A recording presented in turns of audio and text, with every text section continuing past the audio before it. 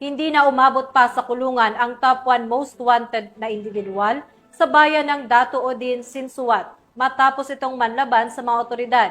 Ito ang balitang hatid ni Patrolwoman Judy Ann Alibo. Sawi ang titurang top 1 most wanted person matapos manlaban sa mga operatiba ng ihain ng warrant of arrest para sa kasong murder na nauwi sa isang engkwentro habang isa naman ang arestado sa Sitio Dicogen, Barangay Tanuel, Maguindanao del Norte. Nito lamang ikalima ng Nobyembre taong kasalukuyan. Kinilala ni Police Lieutenant Colonel Ismail Madin, hepe ng 2 MPS, ang nasawing sospek na si alias Aaron Watamama, na sa hustong gulang at ang naaresto na si alias Salik na pawang residente ng nasabing lugar. Ayon sa ulat, habang isinasagawa ang operasyon ng pinagsanib pwersa ng operatiba ng Datuodin Sinsiwat MPS at Maguindanao del Norte PPO, nang biglang nagpaputok ng baril ang isa sa mga sospek dahilan upang gumanti ng putok ang mga pulis bilang tugon sa unlawful aggression at bilang bahagi ng kanilang lawful self-defense.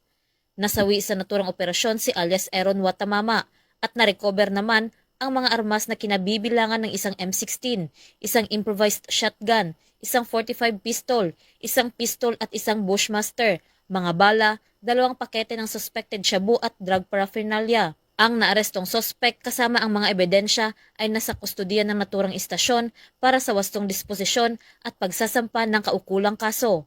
Ayon kay Police Lieutenant Colonel Madin, ang matagumpay na operasyon ay patunay ng tuloy-tuloy na kampanya ng pulisya laban sa mga wanted persons at kriminalidad sa lalawigan. Dagdag pa niya, mananatiling determinado ang Maguindanao del Norte PPO na panatilihin ang katahimikan at seguridad ng mga mamamayan ng Maguindanao del Norte. Mula rito sa riyon ng Bangsamoro, ako ang inyong PNN correspondent, Patrolwoman Judy Ann Alibo, alagad ng batas, taga-taguyod ng Balitang Pulis.